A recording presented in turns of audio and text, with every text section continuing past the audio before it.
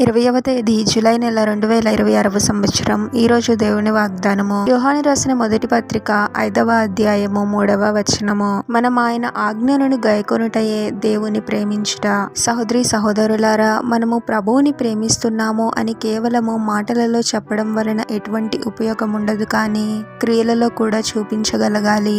దేవుని వాక్యం చెప్తుంది, ప్రభువు ఆజ్ఞలను పాటించడమే ప్రభువుని ప్రేమించడం అని. ప్రభువు ఇచ్చిన ఆజ్ఞలు మనల్ని బంధించడానికి, మన స్వాతంత్ర్యమును తీసివేయడానికి కాదు, కానీ మనము శాంతి సమాధానాలతో సంతోషంగా జీవిస్తూ నిత్య నరకాగ్ని నుండి తప్పించబడిన వారమై నిత్య రాజ్యంలోనికి ప్రవేశించడానికే. తల్లిదండ్రులు పిల్లలను ఎంతగానో ప్రేమిస్తారు. వారి మేలు కోసమే కొన్ని నియమాలను పెడతారు. ఆ నియమాలు పిల్లల మంచి కోసమే, కానీ చెడు కోసం కాదు కదా. అలాగే ప్రభు ఆజ్ఞలు కూడా మన మేలుకే. వాటిని మనము భారముగా అనుకోకూడదు. నిజంగా ప్రభువుని ప్రేమించే వ్యక్తికి ప్రభు ఆజ్ఞలు భారమైనవి కావు.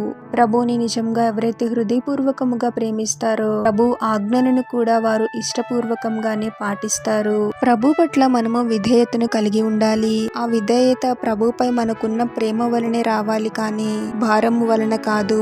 నిజంగా మనము ప్రభువుని ప్రేమిస్తున్నాము అంటే ప్రభు ఆజ్ఞలను కూడా పాటించాల్సిన బాధ్యత మనపై ఉందని గ్రహించాలి. ప్రార్థన. పరిశుద్ధుడవగు ప్రభువా, మీ పరిశుద్ధమైన నామమునకు తరతరములు యుగయుగములు మహిమ కలుగును గాక. మరొక నూతన దినంలోనికి మమ్మల్ని క్షేమంగా ప్రవేశింపచేసిన దేవా, మీకే స్తోత్రం తండ్రి.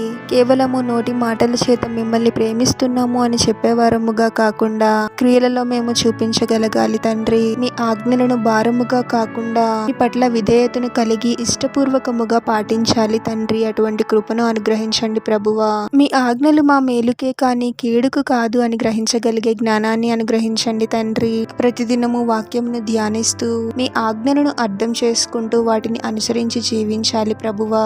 ఏ విషయంలోనూ మేము తప్పిపోయే వారముగా కాకుండా మీరు మాకు ఇచ్చిన ప్రతి ఆజ్ఞను పాటిస్తూ పై మాకున్న ప్రేమను క్రియలలో చూపించే వారముగా మమ్మల్ని దీవించమని ప్రార్థనలో ఏకీభవిస్తున్న ప్రతి ఒక్కరిని పేరు పేరున దీవించి ఆశీర్వదించి అభిషేకించమని, వారు చేసే ప్రతి పనిలో మీరే వారికి తోడుగా ఉండి వారిని అన్ని కీడుల నుండి అపాయముల నుండి మీరే వారిని రక్షించమని ఈ మా మనవులన్నీ యేసుక్రీస్తు వారి పరిశుద్ధ నామంలో అడిగి వేడుకొనుచున్నాము తండ్రి. ఆమేన్.